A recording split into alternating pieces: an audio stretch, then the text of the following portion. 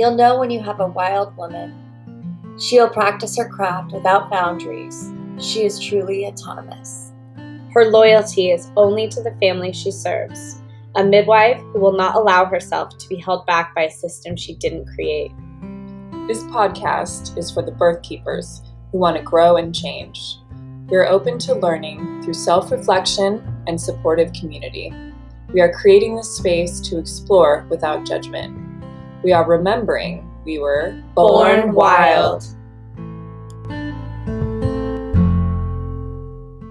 Hello, everyone. Welcome back to the Born Wild podcast. I'm one of your hosts, Sophia, and we have a past host with us, Emma.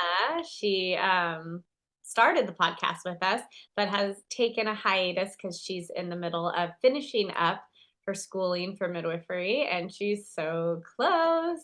But she's with us today because she was a part of Carly's birth, and we're interviewing Carly on her experiences. Emma, why don't you give like a little update for people who remember you from the OG episodes? Hey fam, it's me, your old host, Emma, the comedic relief of the podcast. I'm back. Yeah, so nice to be back and interviewing our dear Carly on her birth story. I have been working at a birth center. That's why I took a step back from the podcast. I've been so busy trying to finish up midwifery school, and I got my last catch, which is really exciting. Yes.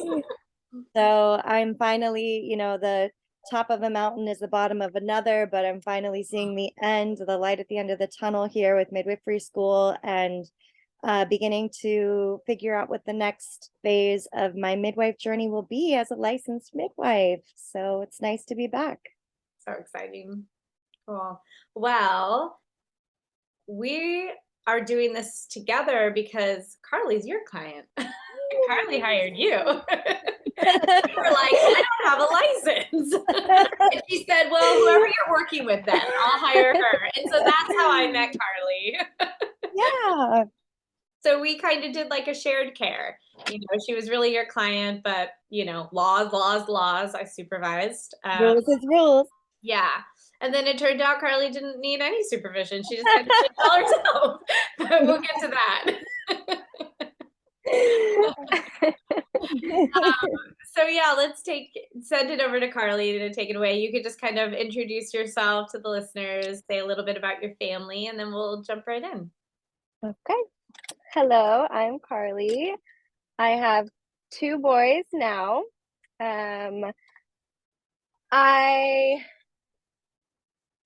was terrified the first birth to have a home birth because my husband was deployed at the time, and I was like, I don't want to do that by myself. So we ended up having a hospital birth, and he is 3 years old now. And now that my husband was out of the military, I was like, we are doing a home birth. And especially with everything going on, crazy world we live in right now. I knew for sure I did not want to have a hospital birth. Wait. Let's go back to that first birth, though. We want to hear both your birth stories. So my first birth, it was also very smooth, but just the hospital experience after my birth, I would say, was like not ideal for someone like me. And I think for sure after that experience in the hospital, I was like, this is awful and I never want it to happen again. My doctor at the time was like amazing. We were really close. And the care there was great. And then after I had Levi, I think I was in labor total hours.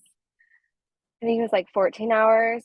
But and so how long were you home for? Hold on, wait a minute. You were pregnant. So how was your pregnancy?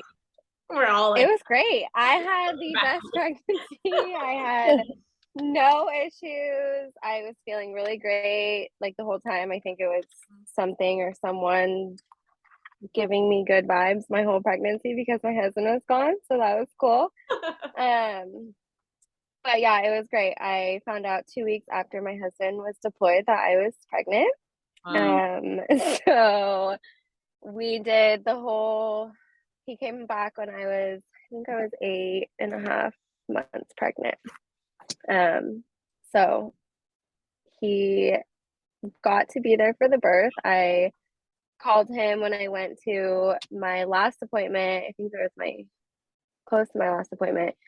And I was like, you need to come home this weekend. I'm having this baby. And he's like, well, you need to be sure. And I'm like, I'm sure you need to come home, because he wasn't going to be able to come home after that.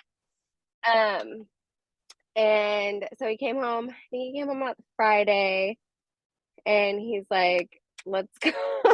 Like, you told me this weekend. And it was like Saturday passed, and I was like, oh. Was he allowed to be there for a certain amount of time and then he'd have to go back? So he was stationed down south, kind of like Palm Springs area. So he was able to come home sometimes, but not he can't just leave base whenever he wants. So I think I don't remember if he took leave or he was like, my wife's about to have a baby. I don't remember. Or I think they had a 4-day weekend. So he was like, I can come home, but I have to be back to base by Tuesday night. And I'm like, okay, or Monday night. Talk about pressure. I'm like, okay, yeah. So Saturday goes by, and I'm like, shoot, maybe I was wrong. And I was like, whatever. So Sunday we woke up, I was feeling good. And then he went to the gym at 11-ish, and I was putting laundry away, and it was 12, I think it was close to 12 or a little after. And I felt that contraction. I was like, oh shit, this is labor. And thankfully I had my sister who's had 3 kids. So she's like, you'll know when you are in that is different than Braxton Hicks. And I had Braxton Hicks my whole pregnancy. So it's like, okay. So once I felt that, I was like, this is it. We're going to have the baby. And so he came home from the gym, and I was like, so I'm pretty sure I'm in labor. But I'm fine. And he's like, okay, do you want to go get some lunch? And I was like, sure. So we go to a Mexican restaurant downtown, and he's like, you can see it in his face. He is stressed out. First baby, he's about to be a dad. He was stressed. He was like, I need a beer. And I'm sitting there on the booth, and I'm just contracting. He's like, are you good? And I'm like, yeah. I'm just pushing through all these contractions. He's like, do you want to go to the hospital? I'm like, no, I'm fine. He's like, you look like you need to go to the hospital. I'm like, I'm fine. So we're probably there for an hour and a half, maybe. We get in the car, we drive home. We didn't tell anybody I was in labor, nobody. And then we get home, and I'm just bouncing. And by this time it's maybe 3-ish. And I'm bouncing the ball, just chilling. And then he keeps checking in. Are you good? Are you good? I'm like, yeah, I'm fine. And then I think it was 7, close to 7. And his dad, we lived with his parents. So his dad was making dinner, and again, at this point, we still didn't tell anybody I was in labor. We were keeping it under wraps. And his mom was super sick at the time, so we didn't want to stress her or I don't know. We're just not telling anybody. And so it's 7:30, and he's like, okay, dinner's ready. And I was like, we need to go to the hospital. And I'm like, they are close together. And he's like, okay. So we walk out into the kitchen, and we're like, so we're gonna go to the hospital. I'm in labor, and we're gonna go have a baby. And they were like, what? What? And how many weeks were you? I was 38 weeks. Uh-huh. Which Yeah. is kind of like a surprise too, because you anticipate going past your due date with the first baby. Yeah. Yeah, definitely. What was it that made you feel like it was happening, especially if it Because was early? I went to my appointment, I think it was the Tuesday before. Mhm. And I was dilated. I don't remember to what, but it was like a pretty good number. And then I was like, I think I was 70% effaced, and or maybe I was 80. And they were like, okay, like I wouldn't be surprised if in the next couple days like you have this baby. And then it was just like I just like felt that I was gonna have him like this. It was weird. I was like, I'm having him this weekend. And so we go to the hospital. I was only dilated to this, I think I was dilated to a 5. Mhm. And they kept me because I was leaking amniotic fluid. Mhm. And I was really mad because I was like, damn, I should have waited. But I didn't know at the time that I could have waited. And so they cut me, and my doctor at the time was on a motorcycle trip, and I was like, you are the one that is doing this. Like, I'm not having anybody else. I didn't see anybody else through my entire pregnancy for care except for him. And I texted him that morning and I was like, I'm in labor. And he's like, you're lucky. Like, my wife loves you. She like knew like deep down that you're gonna have this baby. And he's like, we're on our way back. Like, we left a day early because Oh, because I knew you were in labor. And I was like, oh my God. And he's like, okay, so you need to like push it, like keep holding on until I get there, pretty much. So I'm checking in with him while I'm in the hospital. And I think we got to the hospital at like 8 or 8:30. And at this point, my husband had to leave the next day at 5 o'clock. Like, his flight was at 5. Like, he had to go. And I was like texting him, like, you need to get here. Like, we need to speed this up. Like, I have to have this baby before my husband leaves. Like, he is being here with me. oh my God. You got one man being like, don't have this baby. You got another man being like, get this Like, baby have this out. baby. Yeah. But I still felt really good. And then I think it was like, I want to say around like 10, everybody got there. My whole family, like literally, there were like, I felt like there were 20 people in the room.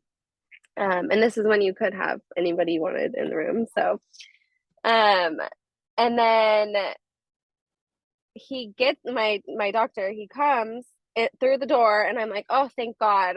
And I'm like, okay, let's speed this up.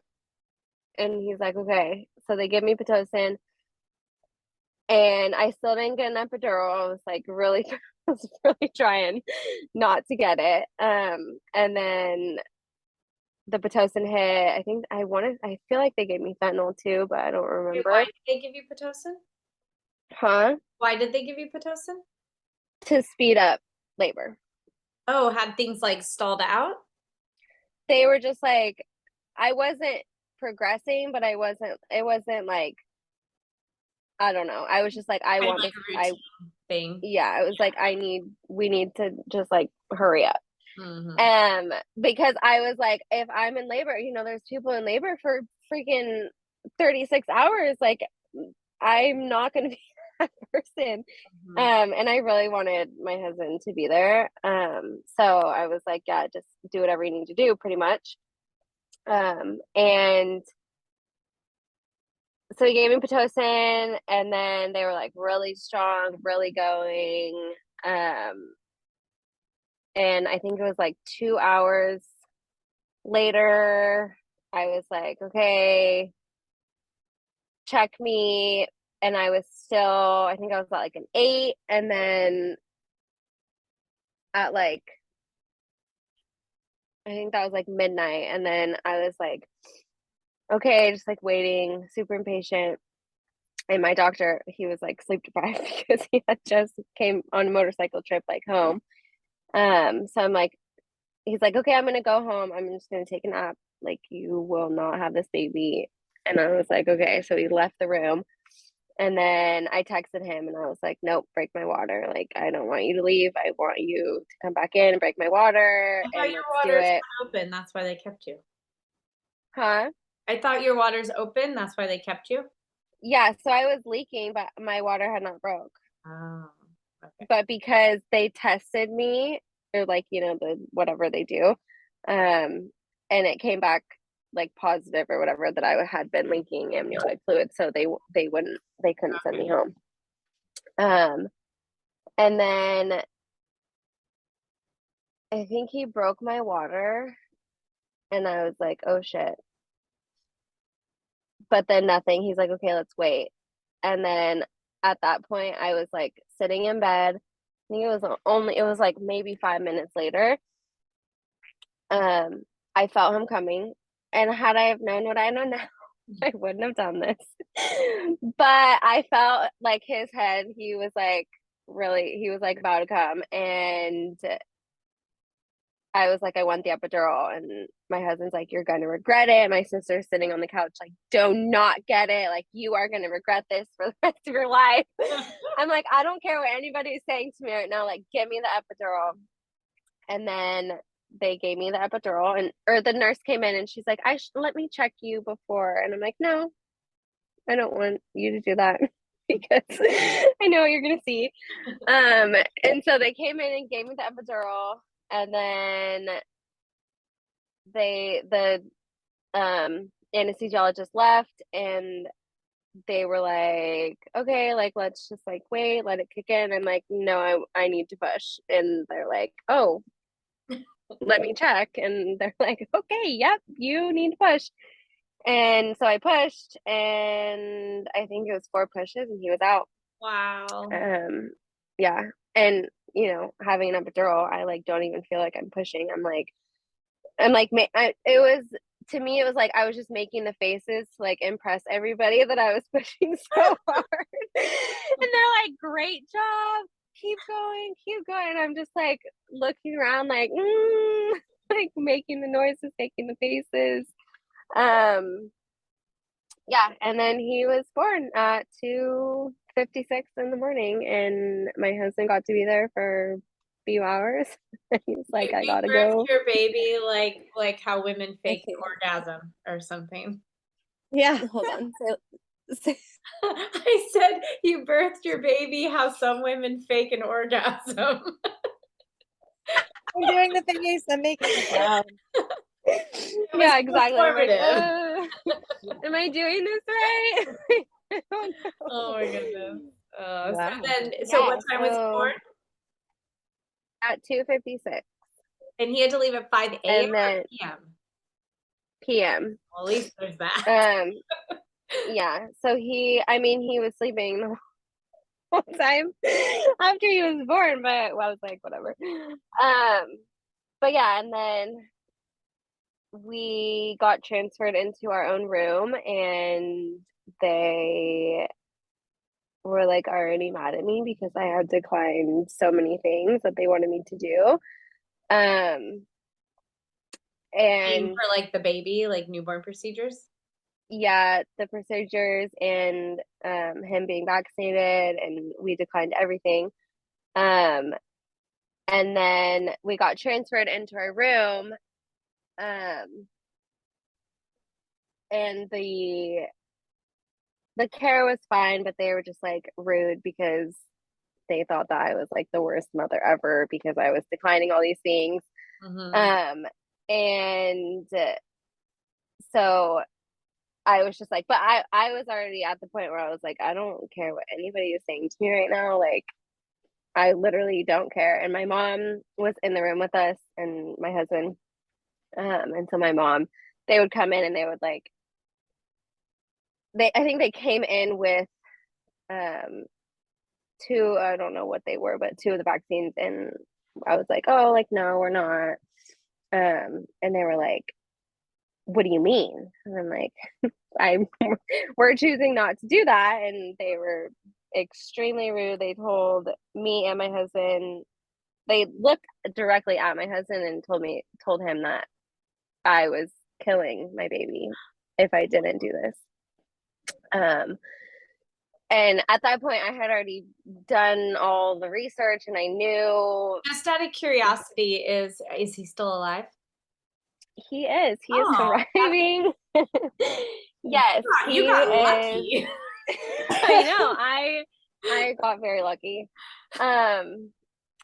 Yeah, they were very, very, very angry. And my mom, and again, at that point, I was like, I don't give two shits like what you're saying to me right now. Like, I know what deep down what I want to do with my child, and what's best for my child. And my mom was pissed. She was like, I don't even know what she said, but she was like, go and add the nurse, like Mama bear.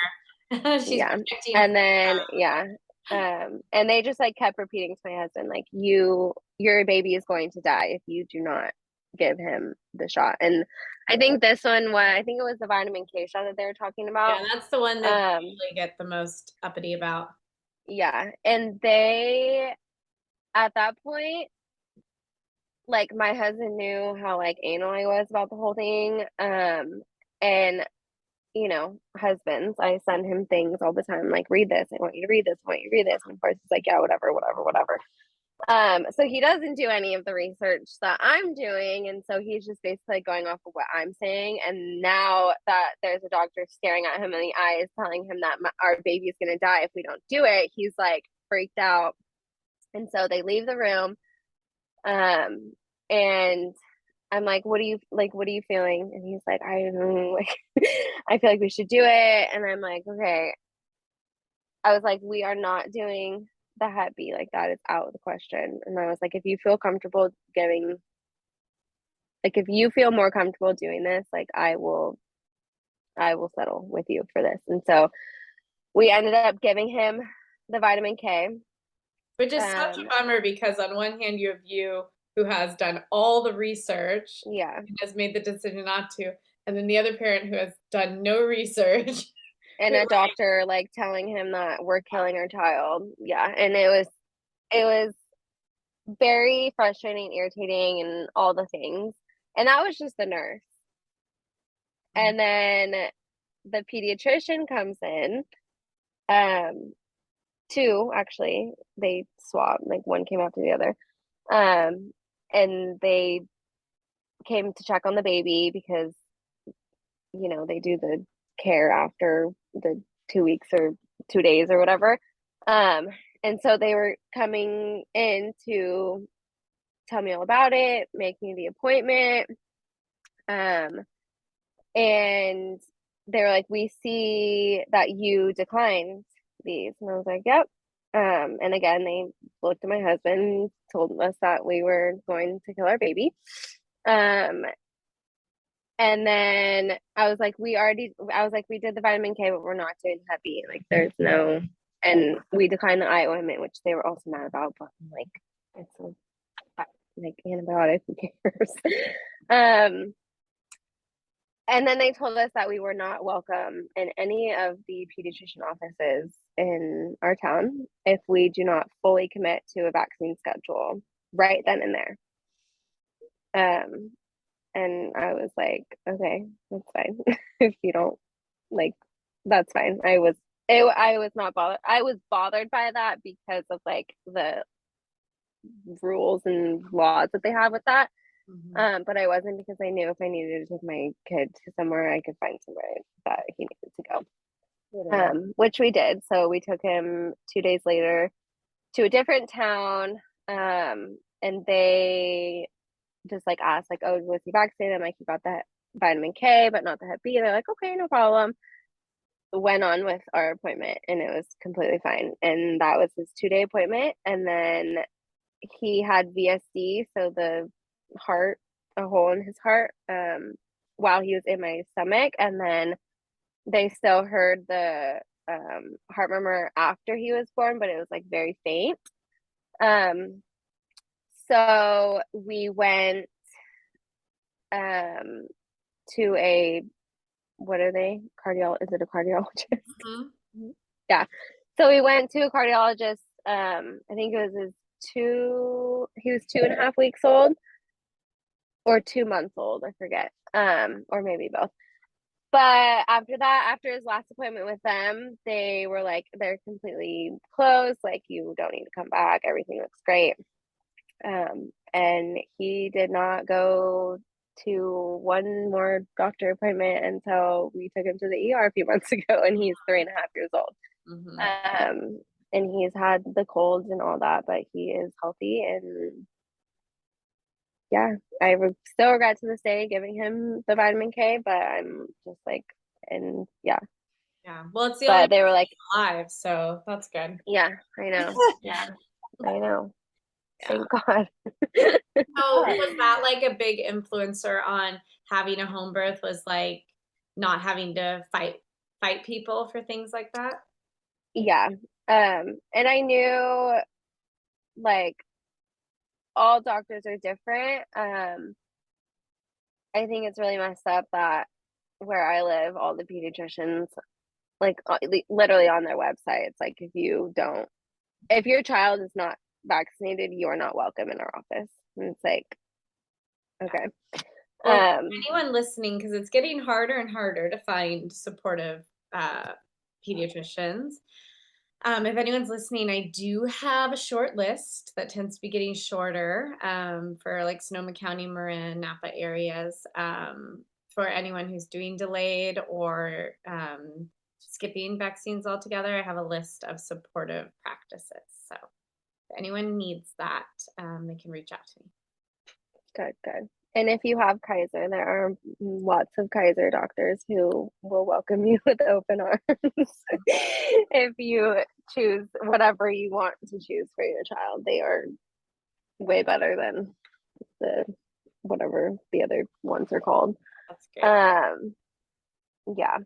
But yeah, that was a big part of why I was like, I want to do a home birth. Plus everything that went on with COVID. Luckily, I was like, we had Levi in 2019, so nothing was like affecting us at that time with the whole COVID thing and all the rules. But another thing was, I was like, I'm not wearing a mask while I'm in labor, having contractions, already struggling, and just like all the things that they want me to do and the testing and all that. I was like, no, I'm just not. That's just not ideal for me. So you got pregnant. Did you try to get pregnant? Was it a surprise? So we tried to, after Levi, we were like, we want them like pretty close in age. So I think we started trying when Levi turned 2. And then, or I think it was like 18 months. I think. And then we were like, oh, it's going to be a piece of cake because we got pregnant literally the first time we tried. And I was like, it's going to be great. They're going to be 18 months apart. I had this whole, life plan planned out. But that did not happen. We tried for almost a year to get pregnant. It was really stressful. It was really depressing, and it was just like awful. And then finally, I listened to what everyone is telling me and just like, stop trying, stop tracking, stop doing everything. Just like, it's going to happen when it happens. And I was like, okay, as hard as that sounds. And then I was finally like, fuck you, for people to be like, oh, all you have to do is stop trying. Like, come on. Yeah, just stop trying and it'll happen. I'm like, well, I don't want to stop trying. Like, I want it to happen when I want it to happen. And so finally I got to the point where I was just like, I'm over it. I don't want any more kids. I'm like, we're done trying. Like, I was just like really upset. And so I told my husband, I was like, we're done. I'm not, we're having one kid. And he's like, we are not having one child. We are having two children. Like, he will not be the only child. And then I think it was like literally 11 months of trying. Or it was like 8 months of trying, and then I was like, I'm over it. I'm not having kids. And then I got pregnant when we weren't trying. In December. No, I think I got pregnant in November. I don't remember because I wasn't tracking. Which I wish I was. But we got pregnant, and I was like, I missed my period, but I was like, there's no way I'm pregnant because I decided we had having one. because I was like, my app doesn't even say, because I was tracking my period at the time. And we got COVID last year on Thanksgiving, or like the week of Thanksgiving. And so I was like, oh, that's and when I had gone back like to see like when my last period was, I hadn't tracked it since before November. So, and I was like, I feel like I was on my period like the week of November, or like the week I had COVID, but I can't remember because I didn't track it. So I was like, I don't even know when I got pregnant. I don't know how pregnant I am. But we went to Tahoe, and in December, I think right before Christmas, and I didn't start my period, and I was like, this is weird because I'm usually like pretty spot on. And we went with friends, and one of my friends, I was like, I think I might be pregnant. And she's like, oh my God, are you pregnant? I'm like, no, I can't be pregnant. I can't get pregnant. I tried. So yeah, we tried. It didn't work. So I can't get pregnant. So then we got home that Monday, and I was like, I think I'm pregnant. And the whole car ride home, I didn't like say anything to we talked, but I didn't say anything to my husband about it. I was just like, I didn't want to get my hopes up. I didn't want to get his hopes up. So I literally got out of the car. I don't even think I got my toddler out. I was like, can you get Levi? And then I ran inside, took a test, and sure enough, I was pregnant. And then Levi came in, and I was like, put this in your pocket, because he had a front pocket at the time. And I was like, go give it to daddy. And so he had like sat down on the couch, and Levi pulled out of his pocket, and he was like shocked. He was like, oh my God, like, you are? Yeah. And then we FaceTimed everybody, and of course my mom cried. Mom, if you hear this, sorry. And then yeah, and then it started, and then it was a completely different pregnancy than my first. It was like headaches, back, pelvic, all the pains that you can imagine. But he was healthy. I mean, and then I was like, well, I'm pregnant, so I need to find a midwife. And I was like, asked around to like one of my friends to post on like a mommies group. I'm like, the local midwives, because we don't have like any in Napa really. And so she posted, and then she gave me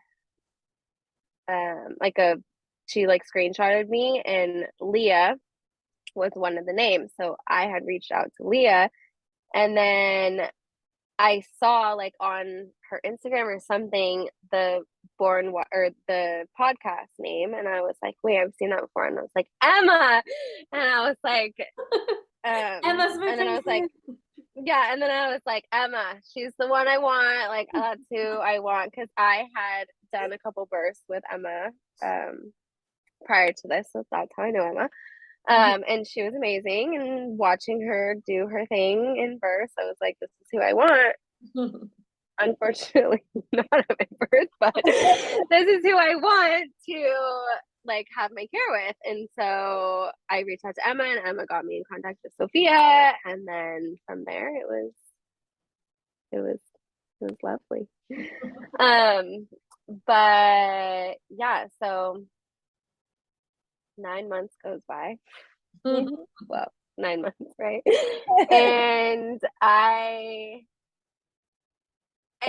during my care with you guys, I was also going to Kaiser. And just in case something had like happened and like I needed to be transferred or something, I wanted to know like who I was going to get care from, and not just like be thrown into a bunch of people I didn't know. So I went to let's back up. The night before, I woke up and I was like having contractions, but I was like, oh, they're just Braxton Hicks, but they were like very, very strong, but not painful. But I was like, okay, this could be the start, but I'm just gonna go to sleep. And then I think I told my husband, I was like, I think I'm having contractions. And he's like, what? I'm like, yeah, but it's fine. I don't think I am. I was like in denial, I think, because they weren't like the real deal. You knew how far you had to go, like what it was going to feel like at the end there. Yeah. Right. And so I woke up the next morning and I had my 39-week appointment with Kaiser was scheduled at 9. So I woke up and I was like still having those like little contractions. And then I stepped out of the car to like go into my appointment, and like I had like a pretty strong contraction, and I was like, I just like again in denial.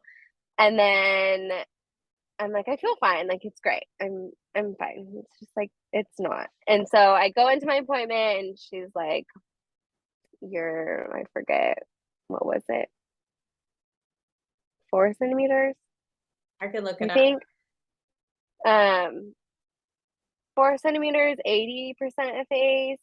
And I think, and she's like, so things are moving. And I'm like, okay, well, I'm like feeling contractions, so maybe I'm in labor. And then she's like, do you want me to strip you? I'm like, I don't know. But she was like still like checking me. And then she's like, well, like let me know. And I was like, well, you're already in there, so like whatever, just do it. So she stripped my membranes or swept my membranes.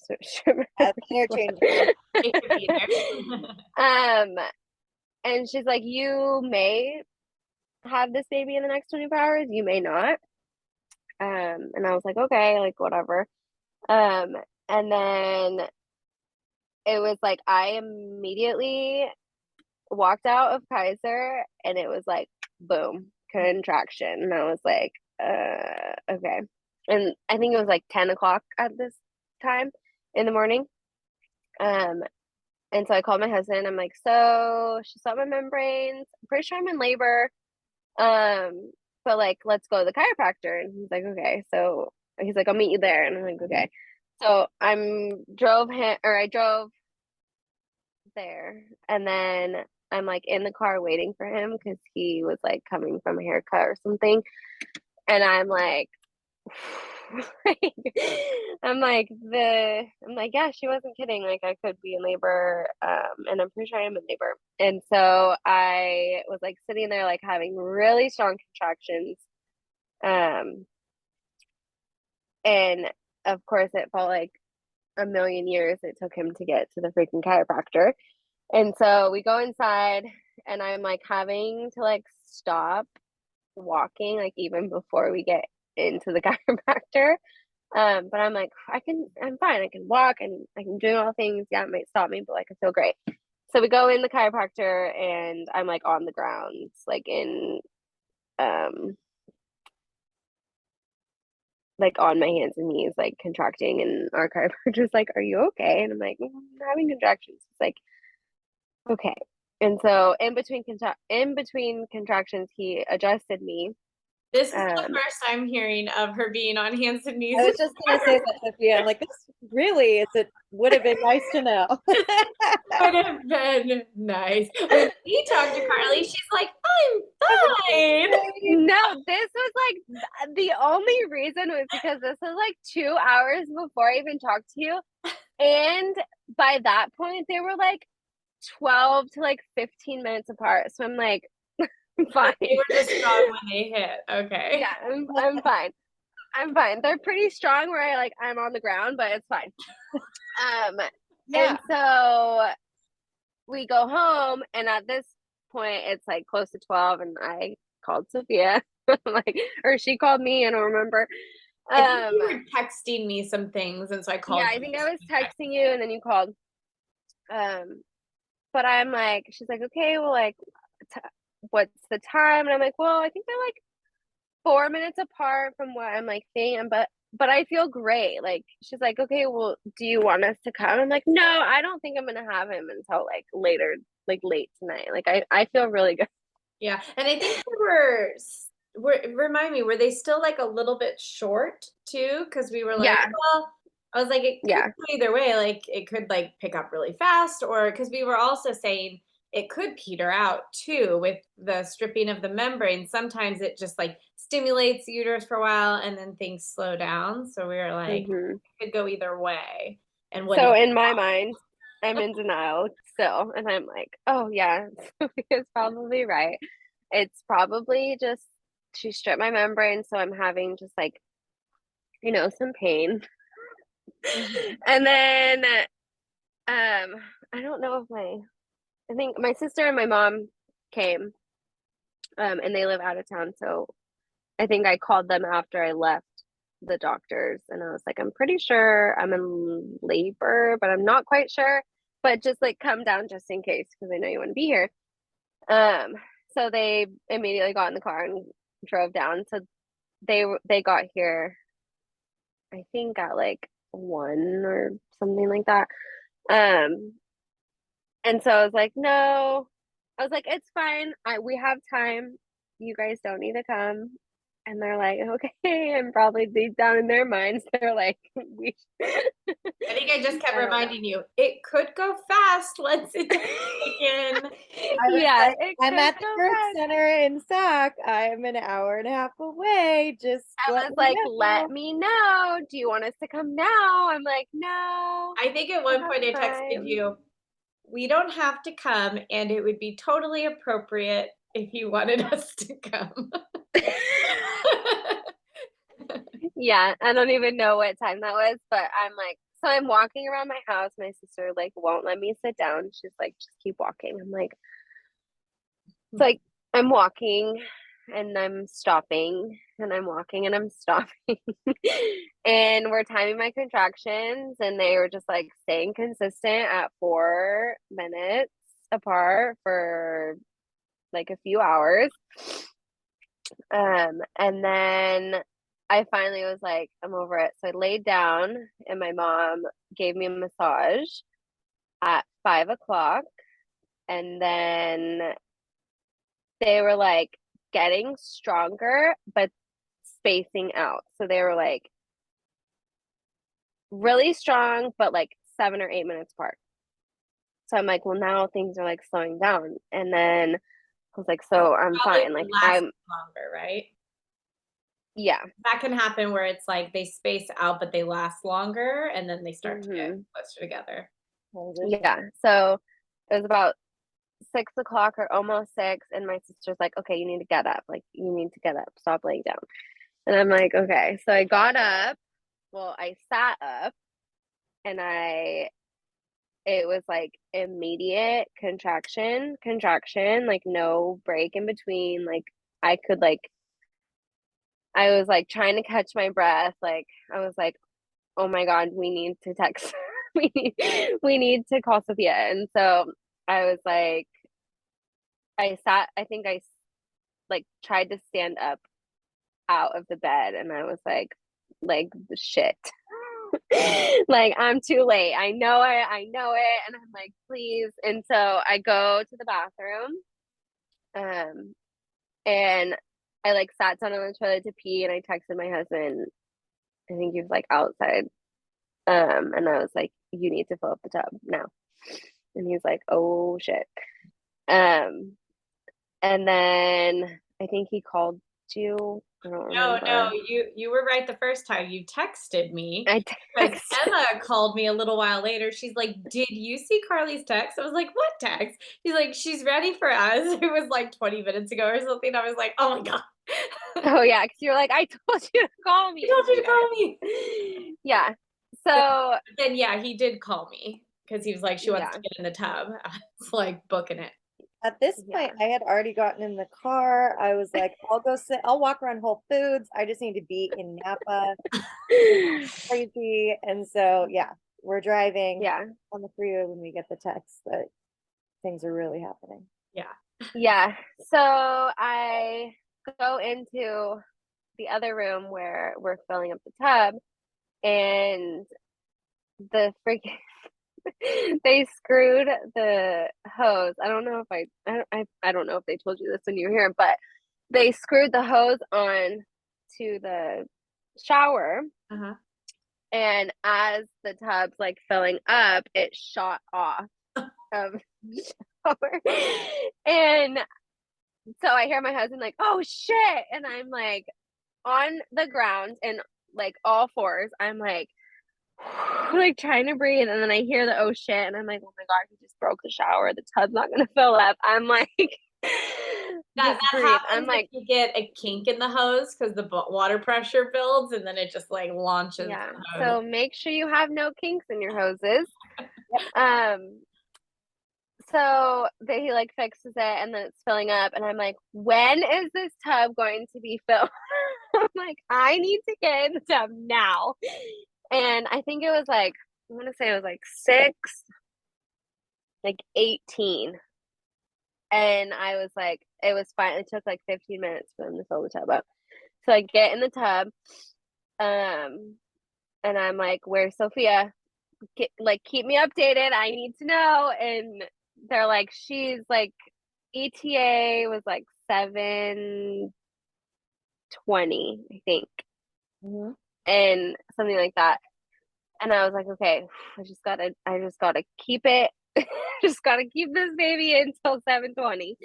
And then I was like, and at this point I was in the tub, my mom was there, my sister, my niece, Jess was standing in the doorway, and my father-in-law's best friend was also there.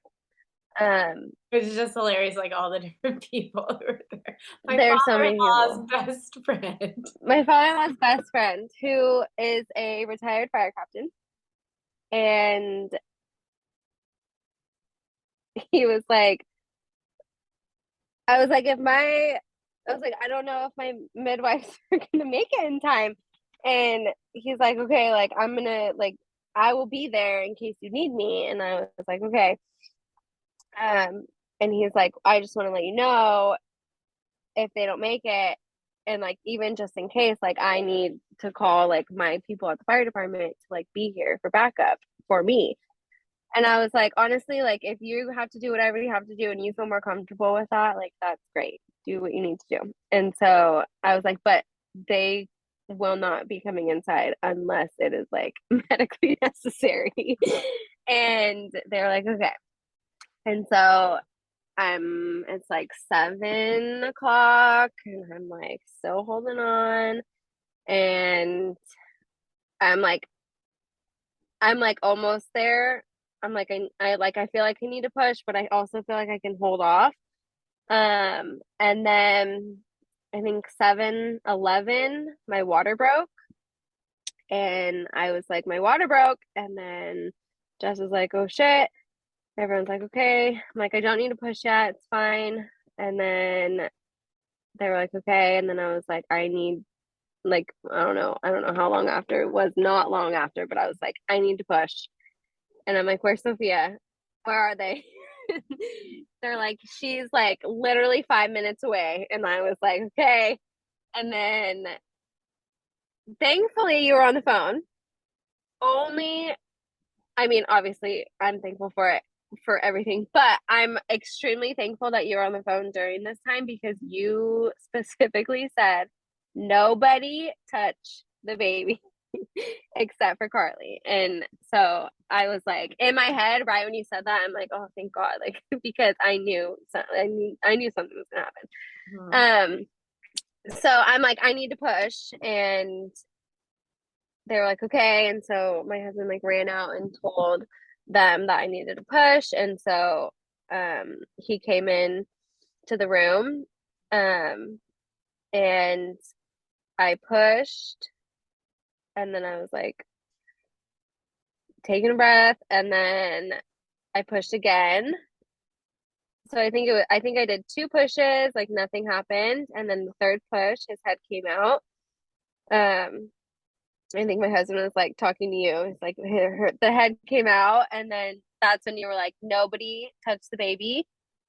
Her body will do what it's going to do, and that baby's going to come out the next push. And in my head, I'm like, I have to push again. Like, why can't you just slip out? And then next push, he came, and I pulled him out and up to my chest, and it was amazing. So I don't know when this happened, but my aunt came because I was like, I need you to pick up buckets. I didn't get buckets for my midwife. I was like, I need clean buckets. And I was like, can you bring them after work? And so she got here, and she saw the fire truck, and I don't know who was here, but she saw them, and she's like, oh, this way, like, come on in. So her not knowing that I didn't, need them or want They them. were waiting outside, and then she invited them in. Yeah. And so, which is fine. It's fine.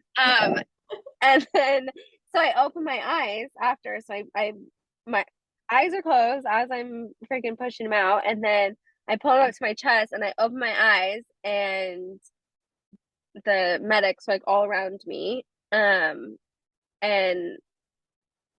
yeah, so it was like a room full of people, family, medics, fire department, everybody. It was a lot of people. But yeah, I free birthed, and I pulled my baby out, and my midwife showed up. I literally think like a minute or 2 after the whole thing happened. I was rushing so fast, and not because I didn't think that you could do it without me or that anything would be wrong. I was worried about other people interfering and like causing Yeah. an issue or making a big deal out of something that's not a big deal. And that's what I wanted to be there to be able to like give reassurance, like, nope, this is fine. She doesn't need anything. So that was my biggest fear, is that somebody would mess it up for you when I knew it was going to be fine. And that's why I was like I think about all the time when you said like nobody touched the baby except for Carly. Like, she knows what she's doing. Her body knows what it's doing. Like, it's gonna be fine. She's gonna be fine. And Clover was with me, and she can attest to the 2 wheels that I was on at one point. And I think at one point I was going to go around somebody, but somebody else was coming, and I knew I could make it, but she was like, no, no, no, no, no, no, no. Like, as I was maneuvering. Like, I got this. And then Emma had quite an adventure getting to you. Oh my God. Wrong house. Yeah, Sophia had pulled up to Carly's neighborhood. A lot of the houses have similar doors. They're all kind of are a similar vibe. And I was like running into the house, and Sophia had parked in front of somebody else's house and left her I car had parked down the way because the fire truck was in front of the house. But when you got there was no fire truck anymore. Exactly. And so you had left your car on. I'm like, oh man. And so I like run into the house that you're parked in front of because it has the same door as Carly's house. And I am like trying to open the door, and like, why would they lock the door? And I have my little hippie basket, and I'm just like, oh my God. And the nice, sweet gentleman that I really out is like, what are you doing? Why are you doing that? I have a firearm. What are you doing? And I'm like, oh, I like clicked that I was trying to break into somebody's house that was not Carly's house. I'm like, she's like, is the door unlocked? I'm like, I'm like, can you open the door? And he's like, I can't get it. Yeah, you were messaging that you were like, could you open the door? I'm like, just come in. Like, it's not opening. I'm like, and also Carly's door is kind of weird, so I was like, maybe I'm just not opening right. A little weird, yeah. Oh my gosh, I felt so bad. He was like, what is happening? Why is this girl with this hippie basket trying to break into my house? I'm like, oh, I'm so sorry, wrong house. And I finally made it to the right house. Oh man, it was just a wild ride. So then you had your baby and the house cleared out a little bit of all the people. Yes, right when you guys got there, they were like, you're like, okay, we want him here. They're like, all right, later. Yeah. And then What else do you remember? it was funny. It was funny because when I had him on me, I was like, he's so little, but like he looks so chunky. And then I remember like in my mind thinking like, oh, he's probably like how much he weighed. And then immediately, right when you guys walked in, Clover was like 8 pounds. And I was like, no way. And then sure enough. But what did you ask? I was like, what do you remember about your placenta coming? So I really wanted my toddler to be with me during this. Oh, I don't know where he was. Yeah, that was really cute. He was so sad that he wasn't there. Yeah. I don't know where he was at the time. He was probably watching TV or something like that. And I wanted him to be there while I was like giving birth. But he was off doing his own thing. So he came in the room after I had Henry, and he was like I was like, where were you? And he's like, I was doing something. And he's like, I was supposed to catch the baby. And I was like, I know. I was like, I'm sorry it just happened so fast. Like mommy, sorry. I felt really bad because he was so upset about it. But then I was like, do you want to get in with me? And so he ended up getting in. And I was like, because I was cramping so bad, and I was like, when's my placenta gonna come? And I remember you were like, if you want it to come out, just like do what you need to do. And so I was like trying to just like get it out, but like just not like forcing it out, but kind of like, okay, it's time to get out. And Levi was still in the pool with me at this time, and then finally it came out, and there was like a little bit of blood, but not a lot of blood. I remember you were like, where's the blood? Where is the blood? And then Levi was like, what is that? And I was like, it's okay. And he's like, and I was like, you can get out if you want. He's like, yeah, I want to get out right now.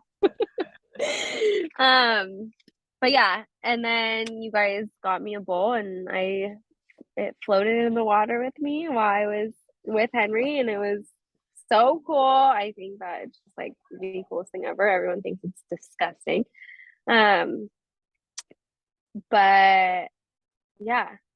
And my best friend was there photographing, and I'm so thankful because I have all of those pictures, especially the ones of the placenta.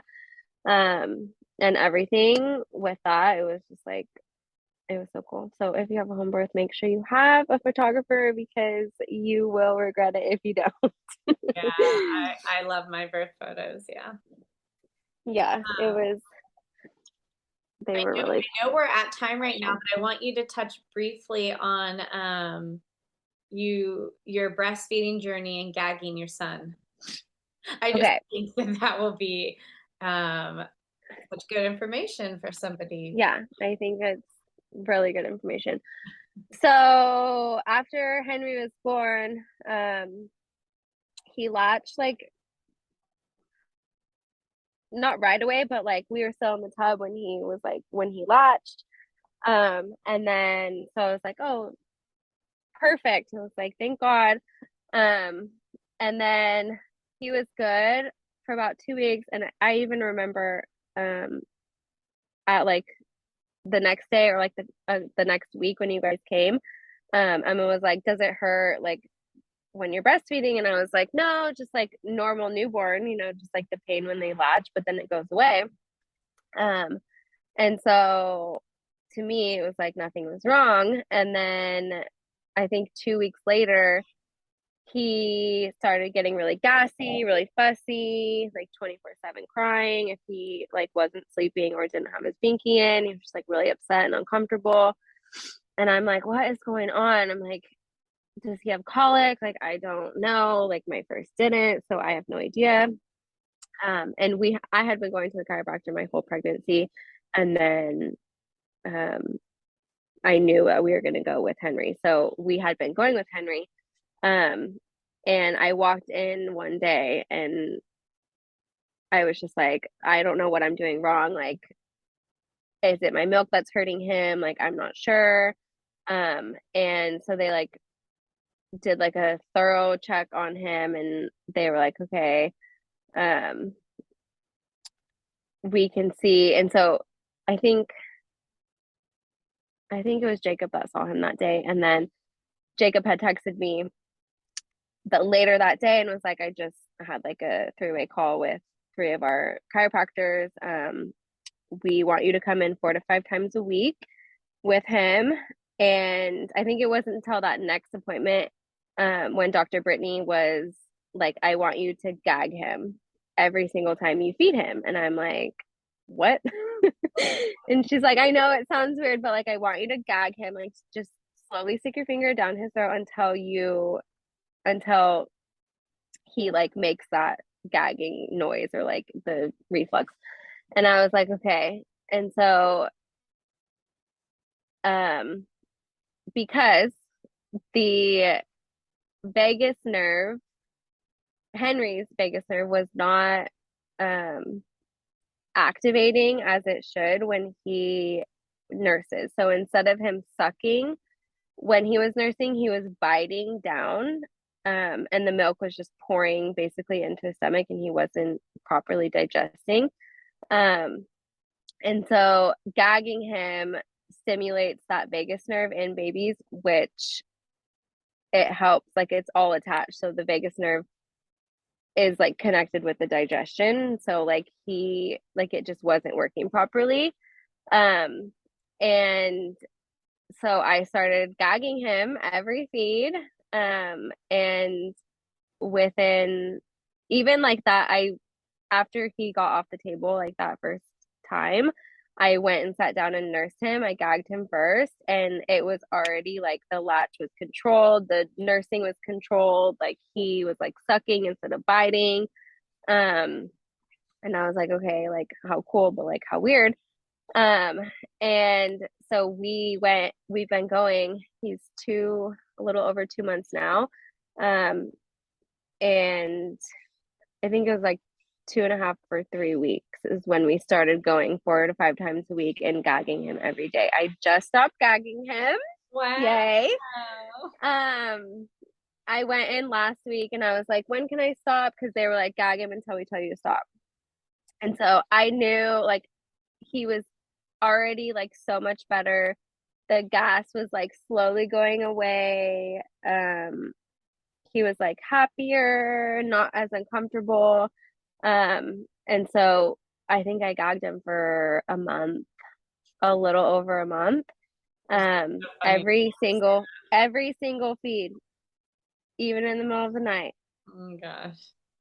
And it was really stressful, but it was like night and day. Like he is a completely different baby. I thought I was gonna have a colic baby forever. I was like really stressed. But even they were like, if you were like anyone, like if they would have taken them to, sorry, it's really loud, a pediatrician, the pediatrician would have been like, stop nursing, bottle feed him because something's not right, which they don't like look into it, I guess, or like care as much as other people do. And so they were like, if you were to do that, like you wouldn't be breastfeeding, unfortunately. And that's what happens to a lot of people, I feel like, especially with like the tongue ties and the colic and everything. Like there is a reason for everything. And I'm so thankful for Acorn because they just like helped so much in the stress and anxiety that I was feeling, like as a not first time mom, but like having another newborn and like all the things that didn't happen to me with my first, and like all these things now.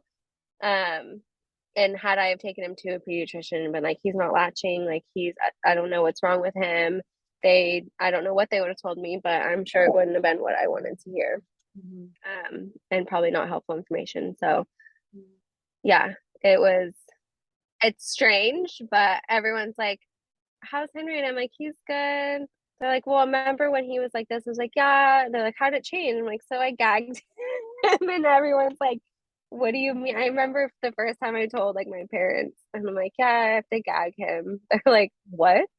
Well, even we were like, what? Yeah. Yeah. But even if you look it up, like chiropractic and like baby, like I don't know what I looked up when I got home, but I think I looked up the vagus nerve because I was like, I have no idea. Like so she told me everything it was, but I was like, I need to like look into this. Yeah. And so I got home and I researched it, and there it was. Like it has to do everything with the digestion and the babies, and I mean they're new to the world. They don't really know, like what. And yeah, it's really cool. For anyone in our area, Acorn serves Sonoma County, Napa County. They have offices in Napa, Petaluma, and Santa Rosa. So I'll link them in the show notes. And they have the only 3 like pediatric specialists, I think, in our area. So yeah, they're a very great resource, and I'm glad they were able to help you and Henry. Yes, they have been amazing. Well, thank you so much for sharing your 2 stories. Thanks for listening. Yeah. Yes, it was awesome having you, Carly. Thank you. Yes.